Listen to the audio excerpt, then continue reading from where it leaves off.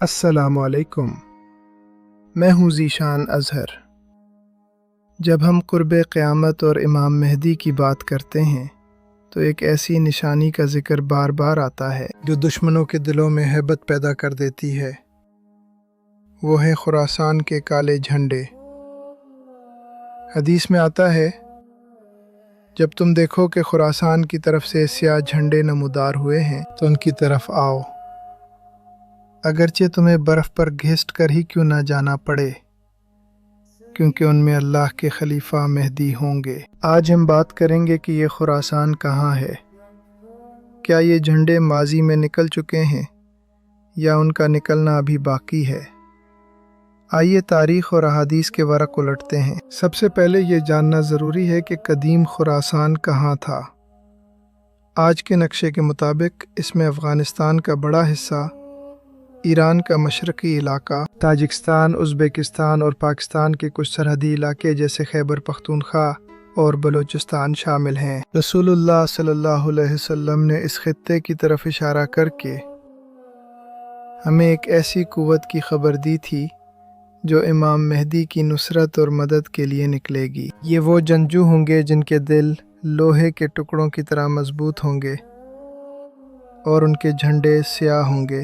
دشمن ان کے سامنے ٹھہر نہیں سکے گا، یہاں تک کہ وہ ایلیاء یعنی بیت المقدس میں جا کر اپنے جھنڈے گاڑ دیں گے۔ تاریخ اسلام میں بنو عباس نے اموی خلافت کے خلاف سیاہ جھنڈوں کا استعمال کیا تھا جو خراسان ہی سے نکلے تھے۔ بہت سے مورخین کا خیال ہے کہ کچھ احادیث اسی دور کی طرف اشارہ کرتی تھیں، لیکن ایک محقق کے طور پر جب ہم احادیث کے مجموعے کو دیکھتے ہیں تو پتہ چلتا ہے کہ ایک دوسرا لشکر بھی ہوگا جو عین امام مہدی کے ظہور کے وقت نکلے گا۔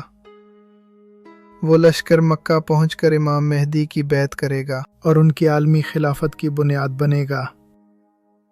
آج کے دور میں بہت سی تنظیموں نے کالے جھنڈے استعمال کیے، لیکن کیا وہ وہی ہیں؟ اس کی سب سے بڑی پہچان یہ ہے کہ وہ لشکر حق پر ہوگا اور اس کی منزل بیت المقدس کی آزادی ہوگی۔ حدیث کے الفاظ برف پر گھسٹ کر جانا اس بات کی علامت ہے کہ اس وقت حالات انتہائی کٹھن ہوں گے۔ سردی ہو، جنگ ہو یا پہاڑی راستے، مومن کو حکم دیا گیا ہے کہ وہ اس لشکر کا ساتھ دے۔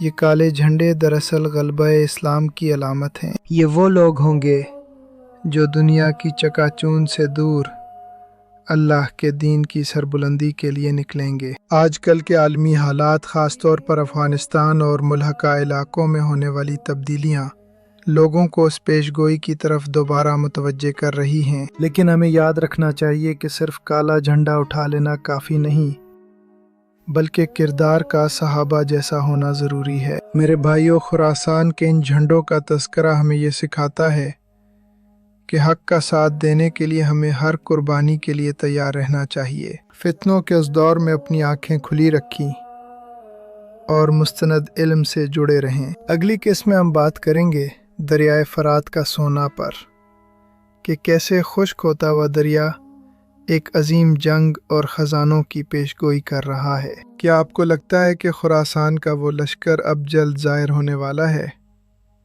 کمنٹس میں بتائیں۔ میں ہوں ذیشان اظہر۔ اللہ حافظ۔